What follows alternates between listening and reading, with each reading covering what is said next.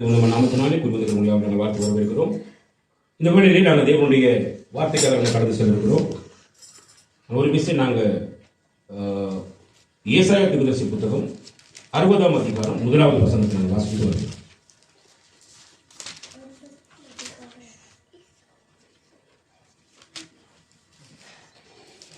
எழும்பி பிரகாசி, உன் ஒளி வந்தது, கர்த்தருடைய மகிமை உன்மேல் உதித்தது.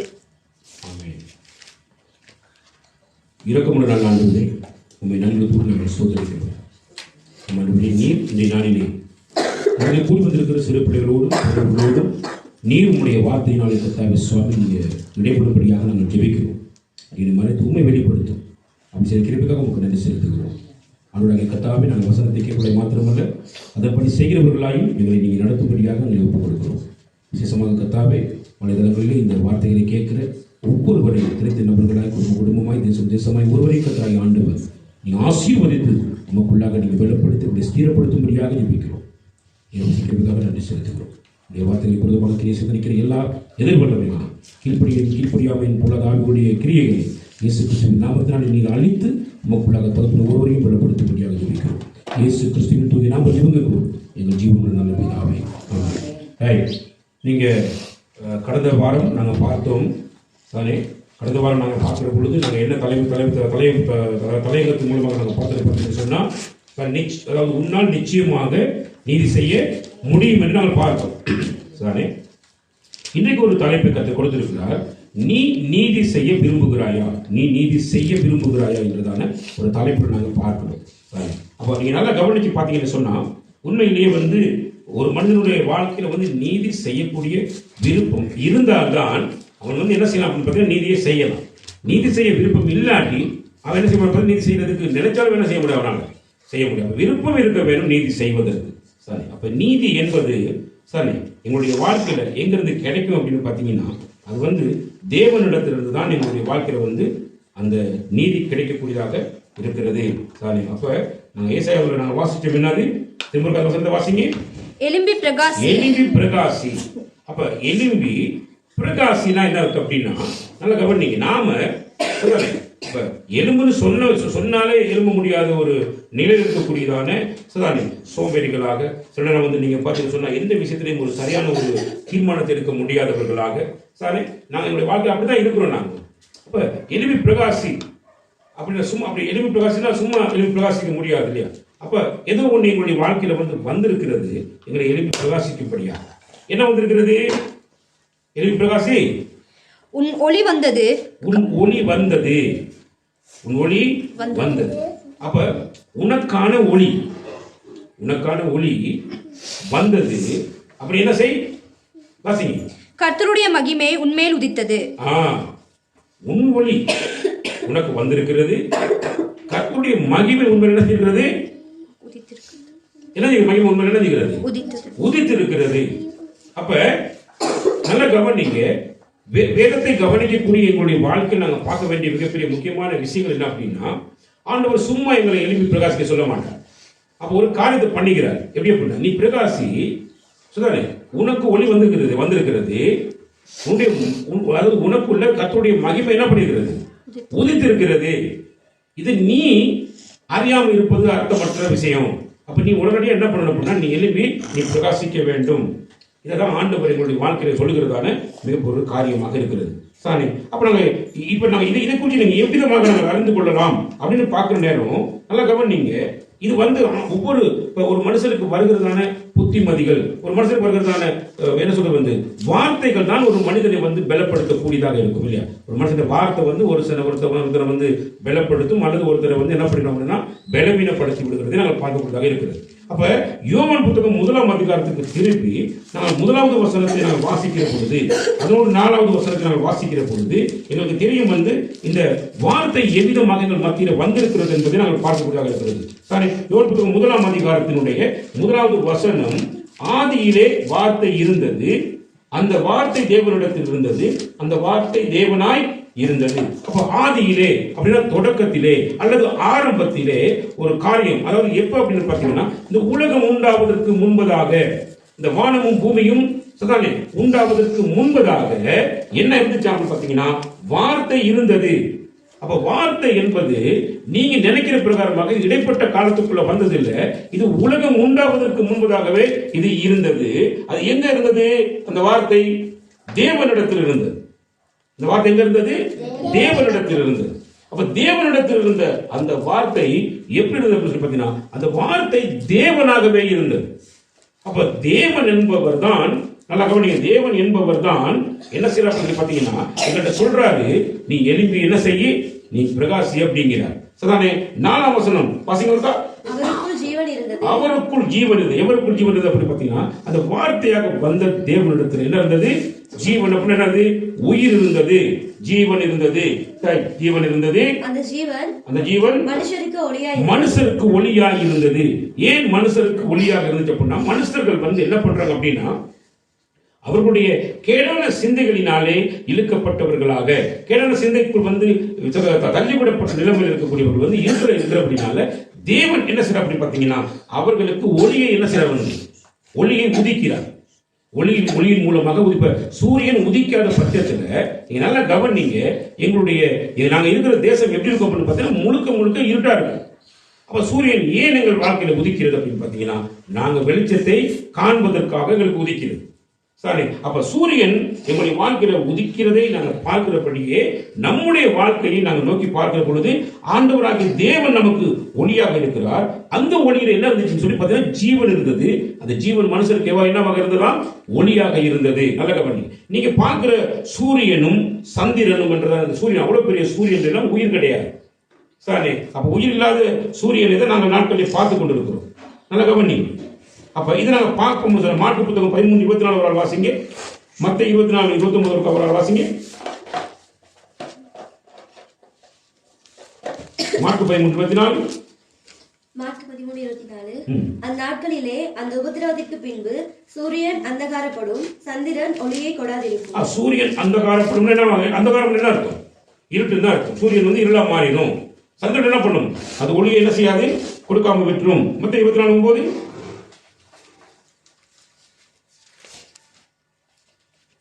மத்தேயு 24:9. அப்பொழுது உங்கள் உபத்திரவங்களுக்கு ஒப்புக் கொடுத்து உங்களை கொலை செய்வார்கள். என் நாமத்தின் நிமித்தம் நீங்கள் சகல ஜனங்களாலும் பகைக்கப்படுவீர்கள். மத்தேயு 24:29. அந்நாட்களின் உபத்திரவம் முடிந்தவுடனே சூரியன் அந்தகாரப்படும், சந்திரன் ஒளியை கொடாதிருக்கும், நட்சத்திரங்கள் வானத்திலிருந்து விழும். அதாவது சூரியன் என்ன செஞ்சிருமா? அந்தகாரப்பட்டு போயிடும். சந்திரன் அந்த ஒளியை என்ன செய்யாம கொடுக்காம போயிடும். நட்சத்திரங்கள் எல்லாம் வானத்திலிருந்து என்ன செய்து வைக்கணும்? விழும் என்று சொல்லி சொல்லப்பட்டிருக்கிற விஷயங்கள் நாங்கள் பார்க்கிறதாக இருக்கிறது. இதையெல்லாம் ஆட்சி செய்கிறவர், அந்த சராசரங்களையும் அவருடைய எல்லாவற்றையும் ஆட்சி செய்கிற அந்த பெரிய தெய்வம் சொல்லுகிறார், இதெல்லாம் என்ன பண்ண போகுதுன்னா இப்படிலாம் ஆக போகிறது. அப்ப சூரியன் அதனுடைய பவரை இழந்துச்சுன்னா நம்ம என்ன சொல்லுவோம்? அது செத்து போச்சுன்னு சொல்லிடுவோம். நல்லா கவனி. ஒரு டோர்ச்சி எரியலன்னா நம்ம என்ன சொல்லுவோம்? சார்ஜ் இல்லாமல் போச்சு, அவரை பெற்றுலாம் என்ன போச்சு, இப்ப செத்து போச்சுன்னு சொல்லுவோம். அப்ப நல்லா கவனிங்க, அங்க சூரியனாக இருக்கட்டும், சந்திரனாக இருக்கட்டும், நட்சத்திரங்களாக இருக்கட்டும், எல்லாத்துக்கும் ஆண்டவர் தான் என்ன பண்றார் அப்படின்னு பாத்தீங்கன்னா, அதனுடைய சகல காரியத்தையும் அவர் தான் செய்து கொண்டிருக்கிறார். அப்ப இன்னைக்கு சூரியனை சதானே மக்கள் என்ன பண்றாங்க? ஒரு சில கூட்டம் சூரியனை, சந்திரனை, நல்லா கவனிங்க, இருக்கக்கூடிய நட்சத்திரங்கள் எல்லாத்தையும் கூட கடவுள் என்று வழிபடுகிறார்கள். அப்ப இதையெல்லாம் நீங்க பார்க்கிற பொழுது நாம என்ன அறிஞ்சிருக்கோம் பார்த்தீங்கன்னா, என்னத்தை அறிஞ்சிருக்கிறோம்? ஒளியை பிரகாசிக்க செய்கிறவர் ஒருத்தர் இருக்கும் பொழுது, ஒளியை பிரகாசிக்க செய்கிறவர் ஒருவர் இருக்கும் பொழுது, பிரகாசிக்கிற ஒளியை பார்த்து சாரே இன்னைக்கு கடவுள் என்று வழிபடுகிற ஒரு மிகப்பெரிய ஒரு கூட்டம் இந்த உலகத்தில் இணைஞ்சிட்டு இருக்கிறாங்கன்னா இருக்கிறார்கள்.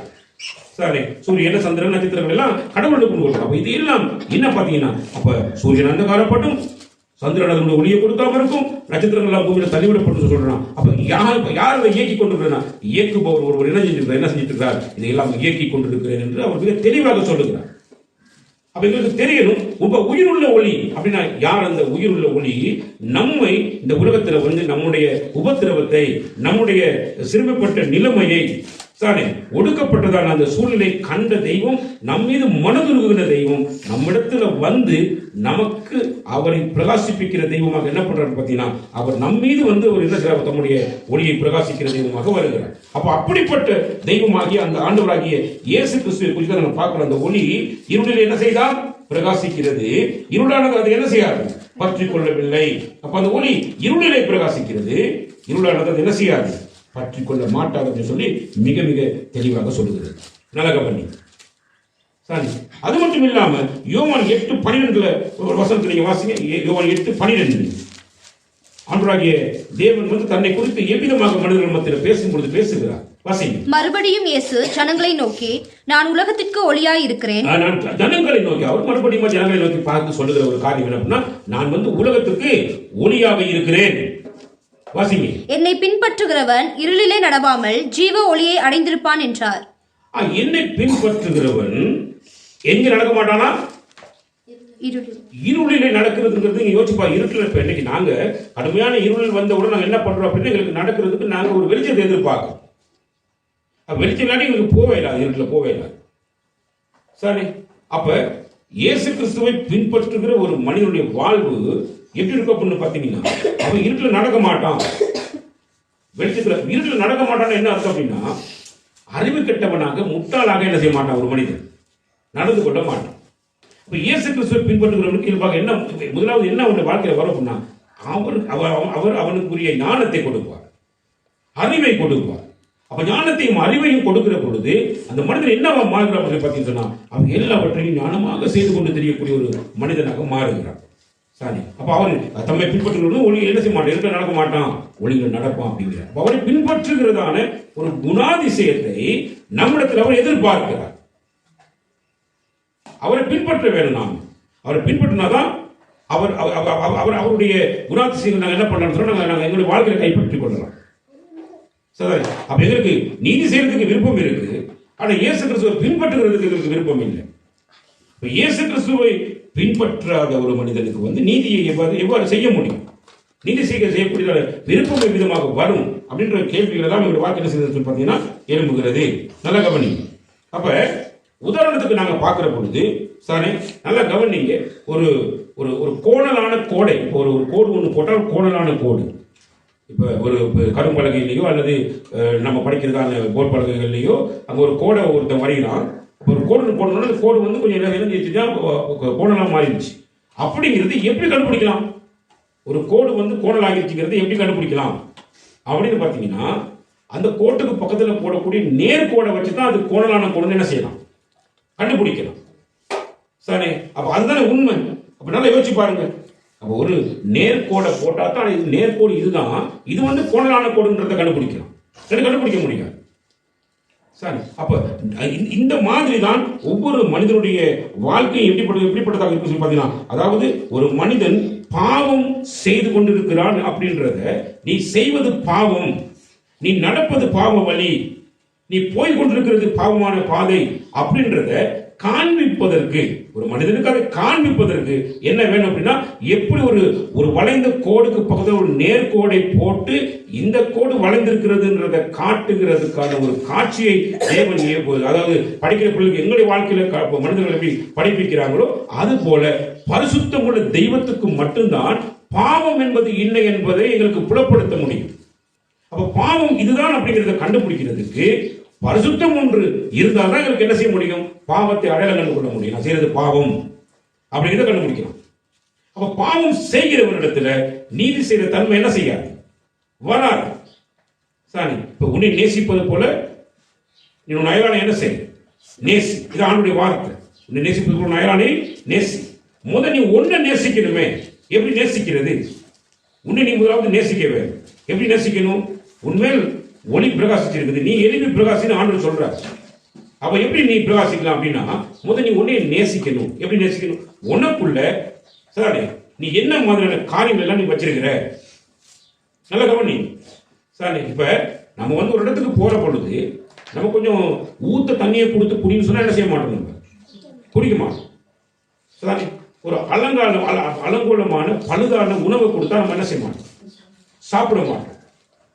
சரி, ஏன்னா எங்களுக்கு இதெல்லாம் பிடிக்காது, பார்க்கும்போது எங்களுக்கு பிடிக்காது. அப்ப நீங்க நல்ல கவனிங்க, உங்களையும் என்னையும் பழுதாக்கக்கூடியதான உங்களையும் என்னையும் சரி ஒரு ஆரோக்கியமான வாழ்வுக்கு வழிநடத்த முடியாத எத்தனையோ விதமான கெட்ட கெட்ட காரியங்கள் எல்லாம் இந்த உலகத்துக்குள்ள இருக்குது. சரி, இப்போ ஒரு முட்டையை சாப்பிடுகிறது, நீங்க எந்த ஒரு ஹாஸ்பிட்டலுக்கு போனீங்கன்னா ஹாஸ்பிட்டல்ல வந்து உங்களோட விலை வேண்டதை பார்த்தோன்னா அவன் பேசுற முதல் வார்த்தையை வந்து ரைட், நீங்க வந்து முட்டை சாப்பிடலாமா, முட்டை சாப்பிடலாம், மீன் சாப்பிடலாமா, மீன் சாப்பிடலாம், கீரை சாப்பிடலாம், கீரை சாப்பிடலாம். இதெல்லாம் நீ சாப்பிட்டீங்கன்னா உங்களுடைய வாழ்க்கையில் என்ன வரும் சொன்னா உங்க உடம்புக்கு நல்ல ஒரு ஆரோக்கியத்தோடு என்ன செய்யும் கொண்டு வரும் அப்படின்னு சொல்லுவாங்க. சரி, அப்ப எதை நாம சாப்பிடலாம், எதை நாம சாப்பிடக்கூடாது, சரி, இது எல்லாமே எங்களுடைய வாழ்க்கையில தேவனாக நாங்க வந்து இருட்டில் நடக்கிறோம் அப்படின்னா என்ன அர்த்தம் அப்படின்னா, நாங்க வந்து தேவன் எங்களுக்கு ஒளியாக இருக்கிறார், ஒளி பிரகாசித்து இருக்கிறது. ஆனால் நாங்க இருட்டில் என்ன பண்ணிட்டு இருக்கிறோம், நாங்க நடந்து கொண்டிருக்கிறோம், இருட்டில் நடந்து கொண்டிருக்கிறோம். அப்ப இருட்டில் நடக்கணும் என்ன அர்த்தம் அப்படின்னா, எங்களுக்கு நல்லா தெரிகிறது தேவன் ஒளியினால் எங்களுக்கு காண்பிக்கிறார் இதெல்லாம் வந்து பொல்லாப்பான காரியம், இதெல்லாம் நீ சாப்பிடக்கூடாது, இதெல்லாம் நீ குடிக்கக்கூடாது, இதெல்லாம் உன்னுடைய உடல்நலத்துக்கு மிகப்பெரிய கேடை உனக்கு விளைவிக்கும், நீ மிகப்பெரிய போராட்டத்தை அனுபவிக்க போற, இதனுடைய பிரச்சனை வந்து உன்னுடைய வாழ்க்கையில் நீ உன்னையும் கெடுத்து உன்னை நம்பியிருக்கிறவர்களையும் கெடுத்து என்ன பண்ண போற அப்படின்னு சொல்லி பார்த்தீங்கன்னா நீ எல்லாத்தையும் உணவுலமாக்க போற அப்படிங்கிறத மிக தெளிவாக எங்களுக்கு தெளிவுபடுத்தி காண்பிக்கும். அப்படி காண்பிச்சும் நாம என்ன பண்ணிட்டு இருக்கோம் அப்படின்னு சொல்லி பார்த்தீங்கன்னு சொன்னா அதுதான் நினைச்சிட்டு இருப்போம், வாழ்க்கையை செய்து கொண்டு இருப்போம், துணிஞ்சு செஞ்சுக்கிட்டு இருப்போம். அப்ப அந்த துணிஞ்சு செய்கிறதுக்கு ஊடாக அப்ப தேவன் என்னத்தை காண்பி, உன் ஒளி உனக்கு வந்திருக்கிறது, தேவனுடைய மகிமை உண்மையில் என்னங்கிறது பிரகாசிச்சிருக்கிறது. ஆனா நீ என்ன பண்ற அப்படின்னு பாத்தீங்கன்னா நீ இன்னும் சதானே ஒரு இருட்டான நிலைமையிலே இருட்டிலேயே நீ உட்கார்ந்துக்கூடிய ஒரு மனிதனாக நீ என்ன செய்ய, உனக்குள்ள ஒளி, உன்னுடைய ஒளி உனக்கு வந்திருந்த போதும், உன் ஒளி உனக்கு வந்திருந்த பொழுதும் உன்னுடைய ஒளியை ஏன் உனக்கு அதை சுதந்திரத்துக் கொள்ள முடியவில்லை அப்படி என்ன இருக்கப்படல, நீங்க உனக்கான சொத்து உனக்கு வந்திருக்காப்பா, உனக்கான ஆசீர்வாதம் உனக்கு வந்திருக்கிறது, நீ அதை பெற்றுக் கொள்ள மாட்டேங்கிற, உனக்கு சம்மந்தம் இல்லாதது என்னத்துக்காக நீ பிடிச்சு கொண்டு தெரியுற, உனக்கு உண்டானதுதான் உனக்கு தேவை, உனக்கு உண்டானது உனக்கு உன்னுடைய ஆண்டவர் கொடுத்திருக்கிறார், அப்படி அதை பெற்றுக்கொள்ள வேண்டும் அப்படின்னு சொல்லி ஆண்டவர் சொல்லுகிறார். ஆனா மனிதனுடைய கிரியைகள்லாம் எப்படி படுத்தாங்க பார்த்தீங்கன்னா சதானே யோவான் புத்தகம் 3ஆம் அதிகாரத்துக்கு நீங்க திருப்புகிற பொழுது சாமி வாசிங்க 19ஆம் வசனத்தை வாசிங்க. ஒளியானது உலகத்திலே வந்திருந்தும் ஒளியானது உலகத்திலே வந்திருந்தும் மனுஷருடைய கிரியைகள் பொல்லாதவைகளாய் இருக்கிறபடியினால் மனுஷருடைய செய்கைகள் பொல்லாதவைகளாய் இருக்கிறபடியினால் அவர்கள் ஒளியை பார்க்கிலும் இருளை விரும்புகிறதே அந்த ஆக்கினை தீர்ப்புக்கு காரணமாய் இருக்கிறது. இருளை விரும்புகிறது அந்த ஆக்கினை தீர்ப்புக்கு காரணமாக இருக்கிறது. மனுஷர்களுடைய செய்கைகள் எல்லாம் பொல்லாதவைகளாக இருக்கிறது. மனுஷருடைய செய்கைகள் பொல்லாதவைகளாக இருக்கிறது. பொல்லாத கிரியைகளை செய்து கொண்டிருக்கக்கூடிய நீங்க நல்ல கவனிங்க சரிதானே. சூரியன் உதிக்கும் பொழுது சில ஊரும் பிராணிகள்லாம் ஓடி ஒளிஞ்சு. ஏன் ஓடி ஒளிஞ்சிடும்? சூரிய ஊரும் பிராணிகள் ஏன் ஓடி ஒளிஞ்சிடும்? ஊரும் பிராணிகள் உங்களுக்கு தெரியுமா என்ன சாமான் தெரியுமா இல்லையா? ஊர்ந்து போறதான ஊர்வலி எல்லாம் என்ன செஞ்சிடும் அப்படின்னு கேட்டீங்கன்னா அந்த வெளிச்சம் வந்த உடனே எல்லாம் ஓடி ஒளிஞ்சிடும். ஏன்னா இருட்டில் தான் போயிட்டு கண்டாக்கல தேவையை படித்து செஞ்சு தெரியுவார் சார். அப்ப அந்த ஊர்வலவைகள் வந்து எப்படி வெளிச்சத்தை கண்டோன்னு ஓடி ஒளியுதோ அதே போலதான் நல்லா கவனிங்க, தேவனுடைய வார்த்தை ஒளியாக உலகத்துல வருகிற பொழுது சில பேருக்கு தன்னுடைய செய்கைகள்ல இருந்து தன்னுடைய தீய செயல்கள் கெட்ட காரியங்கள் இருந்து தன்னால விடுபட முடியாததுனால அவன் தேவனுடைய சமூகத்தையே நாட மாட்டான். தேவனுடைய சமூகத்தை என்ன செய்ய மாட்டான்? நாட மாட்டான். ஏன் அப்படின்னு பாத்தீங்கன்னு சொன்னா அவனுடைய வாழ்க்கையில் இருக்கிறது கெட்ட கிரியைகள், கெட்ட செயல்பாடுகள், இந்த கெட்ட செய்கைகள் இருக்கிறபடினால அவன் என்ன செய்யறான்? டக்குனு உடனடியாக ஓடி போயிட்டு ஒளிந்து கொள்கிறதற்கு பார்க்கிறான். இதுதான் நீங்க ஆதியாகமம் புத்தகம் 3ஆம் அதிகாரத்தினுடைய முதலாவது மனிதர்கள் செய்த காரியத்தை நீங்க பார்க்க முடியும் தானே. அப்ப நீங்க என்ன நடக்குதுன்னு பாத்தீங்கன்னு சொன்னா ஆதியாகமம் புத்தகம் 3ஆம் அதிகாரம் 8வது வசனம், பகலில் அப்படின்னா பகல் என்ன அர்த்தம்? ஒளி பிரகாசிக்கிற வேளையிலே, ஒளி பிரகாசிக்கிற வேளையிலே, பகலில் குளிர்ச்சியான வேளையிலே தோட்டத்தில் உலாவுகிற தேவனுடைய சத்தத்தை அவர்கள் கேட்டார்கள். அப்ப சத்தத்தை கேட்டார்கள், தேவன் உலாவுகிற சத்தத்தை கேட்டார்கள். அப்ப சூரியன் வந்து பாப்புலா என்ன செஞ்சுட்டு இருக்காங்க, அங்க வந்து பாப்புலா ஒளி உதிச்சிருக்கிறது. அப்ப கதை கேட்டார்கள். என்ன நடக்குதுன்னு பார்த்தீங்கன்னு சொன்னா அப்பொழுது ஆதாமும் அவன் மனைவியும் தேவனாகிய கர்த்தருடைய சந்நிதிக்கு விலகி தோட்டத்தின் விருட்சங்களுக்குள்ளே ஒளித்துக் கொண்டார்கள். நடந்த விஷயம் என்ன அப்படின்னு பாத்தீங்கன்னா என்னடா வெளிச்சத்தை கண்டோட தேவனாகிய கர்த்தர் வர்றாரு, உன்னுடைய சமூகத்துக்கு வர்றாரு. சரி, உன்னை படைத்தவர், உன்னை இந்த பூமியை தன்னுடைய சாயலாக உருவாக்கினவர் உன்னை தேடி வருகிறார், உன்னை அவனோடு கட்டியணைக்கும்படி வருகிறார், உன்னை அன்பாய் நேசிக்கும்படி வருகிறார், உன்னை பிள்ளையை போல கொஞ்சம் விளையாடும்படியாக உள்ளத்துக்கு வருகிறார், சகோதரனாக சகோதரியாக உன்னை ஏற்றுக்கொள்ளும்படி உள்ளத்துக்கு வருகிறார். நீ என்ன பண்றன்னா ஓடி போயிட்டு ஒளித்துக் கொள்ளுகிற, உன்னை என்ன செய்ய? நீ கொண்டு போய் ஒளித்துக் கொள்ளுகிற. இப்ப யாருக்கு ஒழிச்சு கொள்ற அப்படின்னு பாத்தீங்கன்னா அந்த சூரிய அதாவது வெளிச்சம் எந்த போய் இருட்டுக்குள்ள அடித்தாலும் இருட்டுல இருக்கிறத யாருக்கும் என்ன செய்யறாரு, மறைக்க முடியாது என்பதுதான் உண்மை. நல்ல கவனிங்க. எவ்வளவு பேர் இருட்டுல போயிட்டு நம்ம ஒழிச்சுக்கிட்டாலும் நம்ம ஒளிந்து கொண்டாலும் நம்ம மேல பவர்ஃபுல் சூரியன் ஒரு டோர்ச் அடிச்சு பார்த்தா இருட்டுல உங்களுக்கு தெரியுமா தெரியாது? அப்படியே தெரிஞ்சிடும். இன்னைக்கு இருக்குது அப்படி தெரியும். பவர்ஃபுல்லான ஆண்டவருக்கு முன்பதாக தன்னை ஒழித்துக் கொள்ளும்படி போய் ஒழித்துக் கொண்டுதான் அந்த ஆண் பெண் இருவரை நீங்க பார்க்கிற பொழுது என்ன செஞ்சாங்க? அவங்க பாவத்தை செஞ்சிட்டாங்க.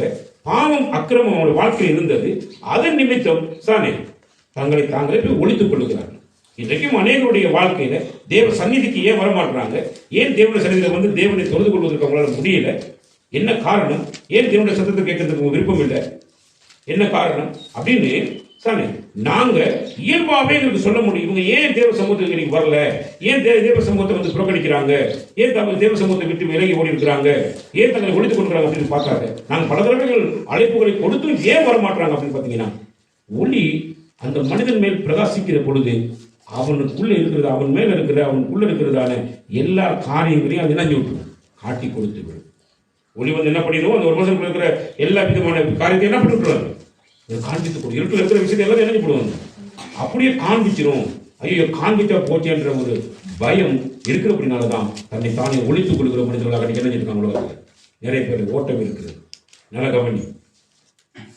அதனாலதான் தேவ சமூகத்தை நிறைய பேர் என்ன செய்யறது இல்லை, நாடுகிறது இல்லை. அங்க நாடு நாள் தேவ சமூகத்திற்கு வந்தாக்க ஆண்டவர் வந்து தன்னுடைய ஒளியை அனுப்பி பாவத்தை காட்டி விட்டுருவார். பாவத்தை காட்டிவிட்டா பாவத்திலிருந்து என்ன செய்யறது மனுஷனுக்கு. அப்ப பாவத்தை விரும்புகிற ஒரு கூட்டமும் இருக்கிறது. 20ஆம் வசனம் யோவான் புத்தகம் 3ஆம் அதிகாரம் 20ஆம் வசனம் சொல்கிறது, பொல்லாங்கு செய்கிற அதாவது பொல்லாப்பு செய்யக்கூடிய பாவம் செய்கிற எவனும் ஒளியை வந்து என்ன பண்றான்னா முழு பகைய பாய்க்கிறான். பாவம் செய்ய விரும்புறவன் என்னத்தை பாய்க்கிறானா, ஒளியை பாய்க்கிறான். தன் செயல்கள் கண்டிக்கப்படாதபடிக்கு ஒளியினிடத்தில் வராதிருக்கிறான். தன்னுடைய செயல்கள், தன்னுடைய கிரியைகள் நமக்கு புதுசு இருக்கக்கூடாது. கண்டிக்கப்பட என்ன அர்த்தம், கண்டிக்கப்படுற என்ன அர்த்தம், நீ உங்கள்கிட்ட இந்த மாதிரி விஷயம் இருக்குது, இந்த மாதிரி கருத்து பண்ற, அதை விட்டு உடனே நீ என்ன சொல்லி நீ இதை விட்டு மனம் திரும்பணும்னு சொல்லி கண்டிப்பு பிடிக்காது. கண்டிப்பு பிடிக்காதனால அவன் என்ன பண்ண மாட்டானா, ஒளி நிலத்துக்கு என்ன செய்ய மாட்டானா, வரமாட்டானா. நல்ல கவனி. அப்ப ஆண்டவராகிய இயேசு கிறிஸ்து உலகத்துக்கு ஜீவன் உள்ள வார்த்தையாக வந்த பொழுது அவர் என்ன சொல்றாருன்னா, நீ என்னை பின்பற்றினால், நீ என்னை பின்பற்றவே, அப்ப நீ இருளில் நடக்க மாட்டேன். இருட்டில் நடக்கிறவன் முட்டாள். இருட்டில் நடக்கிறவன் முட்டாள் யோசிச்சு பாருங்க. இருட்டில் நல்லா கவனிங்க, இருட்டில் ஒருத்தர் போயிட்டு இருக்கான். எங்களை பல்லர் இருக்கணும் அவனுக்கு தெரியுமா? எங்களை பல்லர் இருக்கணும் அவனுக்கு தெரியாது இல்லையா? இருட்டில் தான் இந்த ஊர்வன உள்ள உருது கொண்டு தெரிகிற மிகப்பெரிய கொடிய பாம்புகளும் அதுகளும் இதுகளும் தெரிகிற டைம் எல்லாம் பார்த்தா இருட்டில் இருக்கும். அப்ப இருட்டில் வெளிச்சம் இல்லாம ஒருத்தன் போறானா அவன் எப்படிப்பட்ட ஆளா இருப்பான்? பேசுங்க, என்ன எப்படிப்பட்ட ஆளா இருப்பான்? முட்டாளாக இருக்கும். ஏன் எங்கன போறோம், எதை போயிட்டு மிதிக்கிறோம், ஒண்ணுமே தெரியாத அளவுக்கு போய்கிட்டு இருக்கோம். அதான் சொல்ற, நீ வந்து நான் உலகத்துக்கு ஒளியா வந்திருக்கிற பொழுது, நான் உலகத்துக்கு ஒளியாக வந்திருக்கிறேன். இப்ப சூரியன் எங்க கிட்ட வந்தா எங்க என்ன ஆகிடும்? பேசுற வாய்லையா? சூரியன் கிட்ட வந்தா எங்க நிலைமை என்ன ஆகும்? நாங்க எரிஞ்சு போயிடுவோம். அந்த சூரியனையே இயக்கி கொண்டிருக்கிறவர் சரி நம்ம மத்தியில வந்து நிக்கிறார், நம்ம கிட்ட வந்து இருக்கிறார். நான் உங்களிடத்துக்கு வந்திருக்கிறேன் அப்படிங்கிறார். எதுக்காக வந்திருக்கிறேன்? உங்களை பிரகாசிப்பிக்கும்படியாக வந்திருக்கிறேன். உன் ஒளி உன்னிடத்துல இருக்கிறது. அப்படின்னா என்ன அர்த்தம் அப்படின்னா, உனக்கு நன்மை செய்யக்கூடிய, நீதி செய்யக்கூடிய எல்லா விதமான ஆற்றல்களும் உனக்குள்ள இருக்கிறது. பொய் பேசுறவனா இருந்தா பொய்ய பேசுற உனக்குள்ள உண்மை பேசுகிற தன்மை இருக்கிறது. நீ கள்ள வேலை செய்கிற நீ களவு செய்யாம இருப்பது நன்மை என்றதை அறிந்து களவு செய்யாத வாழ்க்கை உனக்குள்ள இருக்கிறது. கெட்ட கெட்ட காரியங்களை குடிச்சு வெறிச்சு வித்தியாசமான காரியம் பண்ணிட்டு இருக்கிற உன்னுடைய வாழ்க்கையில இதெல்லாம் பிழை என்று உணர்ந்து நீ சரியான பாதைக்கு நடத்தப்படக்கூடிய காரியங்கள் உனக்குள்ள இருக்கிறது. உனக்குள்ளதான் இருக்கிறது அப்படிங்கிறாரு. உன் ஒளி உனக்குள்ள வந்து உன்னை காண்பிக்கிறது. உனக்குள்ள இருக்குது. நீ எந்த அளவுக்கு கெட்டதான் பண்றியோ, கெட்டது செய்யற அளவுக்கு மேல நன்மை செய்கிற காரியங்கள்லாம் உனக்குள்ள என்ன செய்யப்படுகிறது, இருக்கிறது. உன்னால் நன்மை செய்ய முடியும், உன்னால் நீதி செய்ய முடியும் அப்படிங்கிறார் கர்த்தர் சொல்றாரு. உனக்கு முடியும். நீ என்னமோ நினைச்சிட்டு இருக்க, நீ எப்படி நினைச்சிட்டு உட்கார்ந்து இருக்கிற. சரி, அப்ப நான் என்னையே நேசிக்கல, என்னையவே என்ன செய்யறேன், நான் நேசிக்கல. எனக்கு தேவையில்லாத காரணம் நான் என்ன தின்னு குடிச்சுக்கிட்டு வச்சுக்கிட்டு கிடக்கும் கொஞ்சம் செஞ்சுட்டு போது என்னை நான் அழிச்சு கொண்டிருக்கிறேன். என்னையை நான் அழிச்சு கொண்டு என்னை நம்பி இருக்கிற மனைவி, என் பிள்ளைகள். அப்ப இவங்களுக்கு நான் என்ன பண்றேன்னா துரோகம் பண்ணிட்டு அர்த்தம். என்னை நம்பி இருக்கிறவங்க, இப்ப கடவுளை நம்புறவர்களுக்கு கடவுள் ஒருபோது என்ன செய்ய மாட்டார், துரோகத்தை செய்ய மாட்டார். ஆனா மனுஷன் தான் இறந்துட்டு இருப்போம், துரோகியா மாறுவோம்.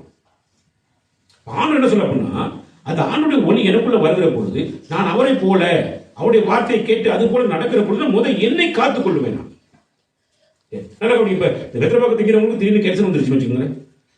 இப்ப கேன்சர் வந்து அவன் அந்த குடும்பம், ஒரு குடும்ப தலைவனுக்கு வந்துருச்சுன்னு வச்சுக்கோங்க. இப்ப அவனை அந்த குடும்பம் பார்க்குமா இல்ல குடும்பத்தை அவன் பார்ப்பானா? பேசுங்க யாராவது. ஒரு கேன்சர் வியாதிக்காரனை அந்த குடும்பம் பார்க்குமா, நான் அவன் அந்த குடும்பத்தை பார்ப்பானா? கொஞ்சம் நாளா யோசிச்சு பாரு. அப்ப நீ என்ன பண்ணிட்டு இருக்கிற அப்படின்னா, உனக்குள்ள நீ உனக்கு வருத்தங்களை உண்டு பண்ணி நீ உன்னை நீ அழிச்சு கொடுக்கறதுக்கான ஏற்பாடு செஞ்சுட்டு நீ எப்படி உன்னை நேசிச்ச? உன்னையவே உன்னால் நேசிக்க முடியல. நீ எப்படி உனக்கு உண்டான உன் குடும்பத்தை நேசிப்ப? நீ எப்படி அயலவர்களை நேசிப்ப? அதுதான் இயேசு கிறிஸ்து முதல் நீ உன்னை நேசித்தால்தான் நீ பிறரை என்ன செய்வ, நீ நேசிப்ப. இயேசு கிறிஸ்து பேசிய வார்த்தை இது. எந்த நீங்க புத்தகத்திலே நீங்க பார்க்க முடியாது, சரி, எந்த புராணங்களையும் நீங்க பார்க்க. இயேசு கிறிஸ்து பேசிய வார்த்தை முதல் உங்களை நீ அன்பு கூறு, அதுக்கப்புறம் பிறனிடத்தில் என்ன செய்யும். ஓ மேலேயே உனக்கு அன்பு இல்லை, நீங்க பிறனிடத்தில் அன்பு கூற போற. அப்போ ஒரு கிறிஸ்தவ வாழ்க்கைக்குள்ள இயேசு கிறிஸ்துவை பின்பற்றுகின்ற வாழ்க்கை கிறிஸ்தவ வாழ்க்கை. அந்த வாழ்க்கைக்குள்ள வருகளுடைய வாழ்க்கை எப்படி இருக்கணும் அப்படின்னா, அவன் முதல் அவன்ல அன்பு கூறுவேன், அப்புறம் அவன் மற்றவரிடத்தில் என்ன செய்வான், அன்பு கூறுவான். அப்ப இன்னைக்கு பொய்யான வாழ்க்கை நடந்து கொண்டிருக்கிறது குடும்பங்களுக்குள்ள. ஒரு புருஷங்கார தன் இஷ்டத்துக்கு படி போயிட்டு குடிச்சு வெறிச்சு தேவையில்லாம் பண்ணிட்டு இருக்கான் அப்படின்னா அவன் ஒரு சுயநலவாதி. ஒரு மனைவிக்காக பண்ணிட்டு தான் சுயநலவாதி. ஒருத்தருக்கு ஒருத்தர் சுயநலவாதிகளாக வாழ்ந்து கொண்டிருக்கிறார்கள். தங்க மேலேயே தங்களுக்கு எந்த விதமான அன்பு கிடையாது. தன் மேல ஒருத்தர் அன்பு கூறுதால் மட்டும்தான் அவன் பிறனிடத்தில் என்ன செய்ய முடியும், அன்பு கூற முடியும். சரி, அப்ப எனக்கு நீதி செய்யறதுக்கு ஆசை, நீதி செய்யறதுக்கு விருப்பங்களா இருக்குது. நீதியான விஷயம்லாம் செய்யணும் விருப்பம் இருக்குது. ஆனா அநீதியான காரியங்கள் எனக்கு என்ன செய்யும் இருக்குது. பானையில இருந்தா தான் இடத்துல இருந்து வரும், பானையில இருந்தா ஆப்பையில வரும். இந்த உள்ளுக்குள்ள அநீதி இருக்கிறது, எங்க இருந்து நீதி செய்யறது, செய்ய முடியாது. அப்ப ஆண்டவரிடத்தில் என்னத்தை எதிர்பார்க்கிறார் சாமி? அப்ப என்ன சொல்ற, சத்தியத்தின்படி செய்கிறவனோ, அப்ப சத்தியத்தின்படி செய்ய விரும்புகிறவனோ தன் கிரியைகள் தேவனுக்குள்ளாய் செய்யப்படுகிறது என்று வெளியாகும் படிக்கு ஒளியின் இடத்தில் வருகிறான். அப்ப சத்தியத்தின்படி என்னது, உண்மையின்படி, உண்மையின்படி சத்தியத்தின்படி உண்மையின்படி அப்படின்னு என்ன அப்படின்னா, பொய்யான மாயமான வாழ்க்கை கூடாது. நான் எப்படி உண்மையான வாழ்க்கை, இந்த வாழ்க்கை என்ன செய்ய வேண்டாம், வாழ வேண்டும் விரும்புகிறவன் தேவனிடத்துக்கு வருவான். அவனுடைய எந்த காரியமும் தேவனுக்குள்ளாக செய்யப்பட வேண்டும் என்று விரும்புவான்.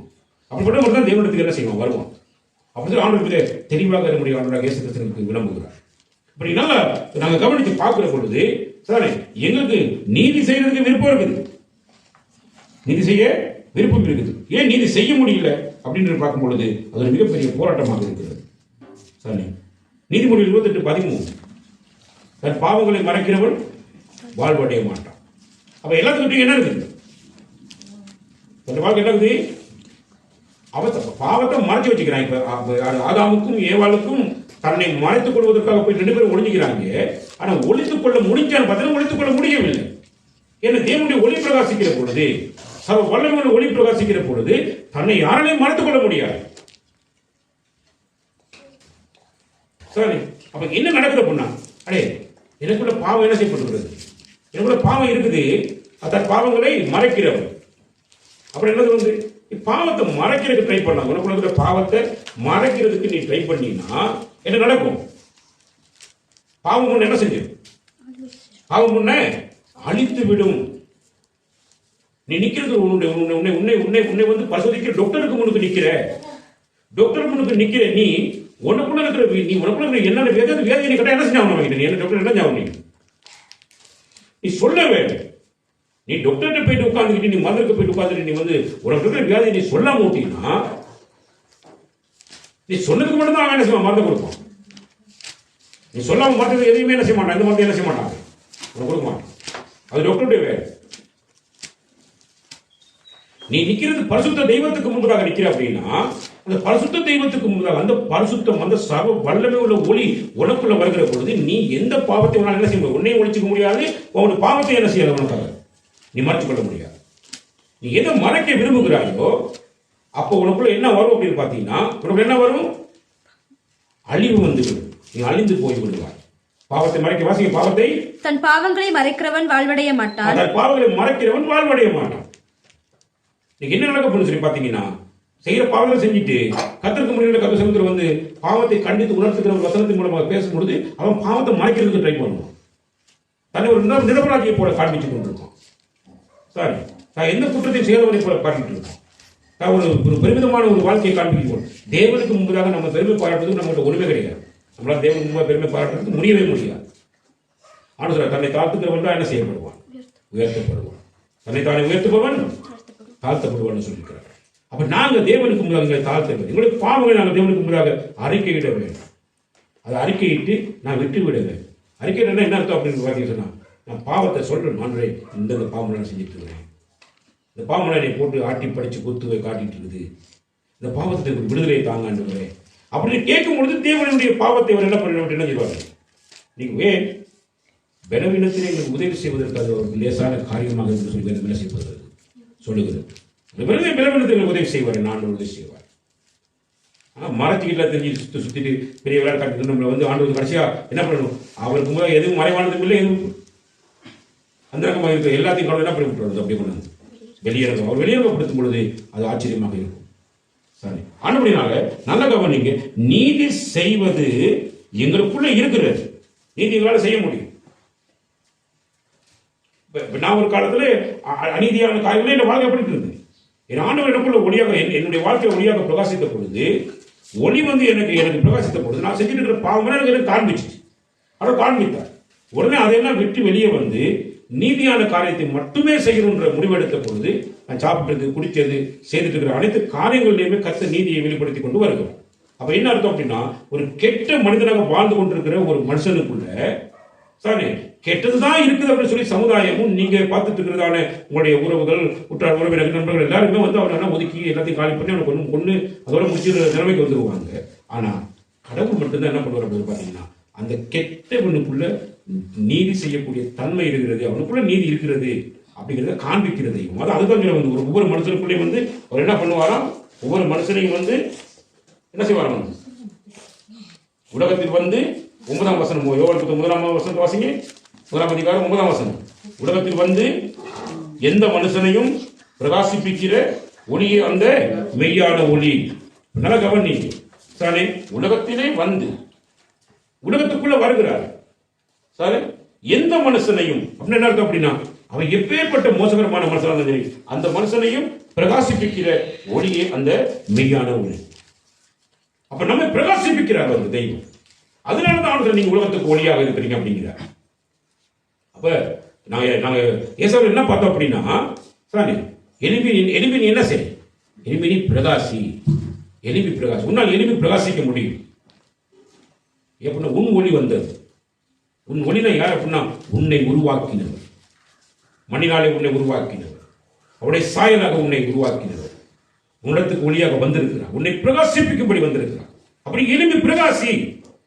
ஐயோ எனக்கு அது செய்ய முடியலையே, செய்ய முடியலையே, அப்படி இதை விட முடியலையே, இதெல்லாம் நீ சொல்றதுக்கான வாய்ப்பே இல்லை. ஏன் அப்படின்னா, உன் ஒளி உன்னிடத்துக்கு வரும் பொழுது எலும்பி உன்னை பிரகாசின்னு சொல்லுகிற பொழுது என்னால் பிரகாசிக்க முடியும் என்பதை நாம் அதை என்ன செய்ய இந்த வாழ்க்கை நான் அறிய வேண்டும், அறிந்து கொள்ள வேண்டும். அறிவதற்காக தான் தேவன் எனக்கு அவருடைய வேதத்தை கொடுத்திருக்கிறார். நான் படிக்க வேண்டும். வேதத்தை படித்து என் ஆண்டவர் எனக்கு காண்பிச்சிருக்கிற வழிகளை நான் கற்றுக்கொள்ள வேண்டும். நீங்க நினைச்சிட்டு இருக்கீங்க சும்மா நீங்க சாதாரண ஆக்கள் நினைச்சிட்டு இருக்கீங்க. நீங்க சாதாரணமான ஆக்கள் கிடையவே கிடையாது. உங்களால மிகப்பெரிய வேலையை செய்ய முடியும். அநேக ஜனங்கள் உங்களால காப்பாற்ற முடியும். ஏன்னா நீதியின் சூரியன் உங்க மேல உதிக்குது அப்படின்னா சரி, உங்களுக்குள்ள தேவனுடைய மகிமை பிரகாசம் இருக்கிறது அப்படின்னு சொன்னா, தேவன் உங்களை பார்த்த பிரகாரமாக நீங்களும் மனிதர்கள் என்ன செய்ய முடியும்? உங்களால் பார்க்க முடியும். உங்களுக்குள்ள அந்த நீதி இருக்கிறது. நீங்க பார்க்கலாம். பிழை செய்கிறவர்கள், அக்கிரமங்கள் செய்கிற, பாவம் செய்கிறவர்கள் கண்டித்து உங்களால் முடியும். கண்டித்து அவங்க சரண பதவிகளை நடத்துறதுக்கு உங்களால் முடியும். எல்லாம் ஓட்டு கொடுக்கப்பட்டிருக்கு, கத்து கொடுத்துருக்காரு. இதெல்லாம் உங்கள்கிட்ட வச்சுக்கிறாங்க. அது எலும்பி பிரகாசி, உன் ஒளி வந்தது, அவருடைய மகிமை உண்மை என்ன செய்யப்பட்டிருக்கிறது? பிரகாசிக்கப்பட்டிருக்கிறது. இது ஏசாயா புத்தகம். இப்ப இயேசு கிறிஸ்துக்கு முன்பதாக கிட்டத்தட்ட 7000 ஆண்டுகளுக்கு, இது 700 ஆண்டுகளுக்கு முன்பதாக எழுதப்பட்ட புத்தகம் எழுதப்பட்டிருக்கிறது. இயேசு கிறிஸ்து பிறக்கிறதுக்கு முதல்ல 700 ஆண்டுகளுக்கு முன்பதாக எழுதப்பட்ட புத்தகத்தை சொல்லப்பட்டிருக்கிறது. அப்ப நீங்க கவனிக்க வேணும். ஆண்டவர் உங்க மத்தியில வந்திருக்கிறார், என் மத்தியில வந்திருக்கிறார். என்னை எதற்காக என்னை பயன்படுத்த விரும்புகிறார்? நீதி செய்ய என்னை பயன்படுத்த விரும்புகிறார். நான் நீதி செய்ய வேண்டும். அநீதி செய்யக்கூடாது. என்ன அநீதி? உன்னை நீனே அழித்துக் கொண்டிருக்கிற அப்படின்னா நீ உன் மேல அன்பு கூறவே மாட்டேங்கிற. சரி, உன்னை நீ நேசிக்கவே மாட்டேங்கிற. நீ எப்படி அயலான நேசிப்ப? உன்னை நீ அன்பு கூறாத எப்படி நீ பிறரிடத்துல அன்பு கூறுவ? முதல்ல நீ சரியா இருக்கணுமே. சரியா, நீ நல்ல சுகமா இருக்கணுமே, நீ நல்ல பலத்தோடு இருக்கணுமே. அப்பதான் உன்னை நம்பி இருக்கிற கரை சேர்க்கலாம்.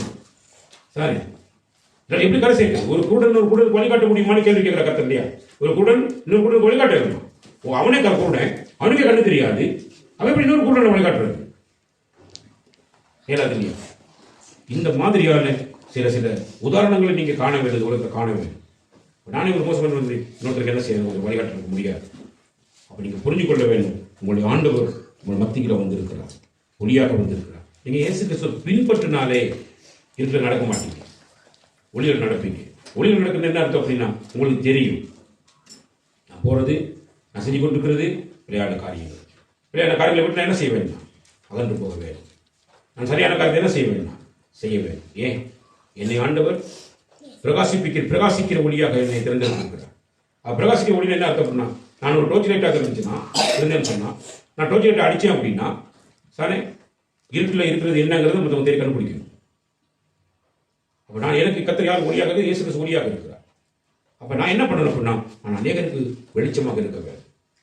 சாரி, இருட்டில் தெரிகிறவங்களுக்கு எல்லாத்துக்கும் நான் வெளிச்சமாக போகணும். நான் இந்த மாதிரி காரியத்தை இந்த வாழ்க்கையை நான் கற்றுக்கொள்ள வேண்டும்.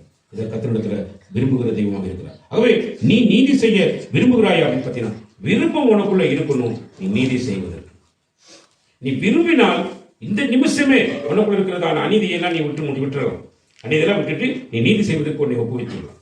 அது ஒப்புவிக்கும் பொழுது உன்னை நடத்துகிறவர் உன் தேவனாகிய கர்த்தராக இருந்து உன்னை என்ன செய்வார்? நடத்துவார். நாங்கள் எதையும் விரும்பாம எதையும் என்ன செய்ய முடியாது.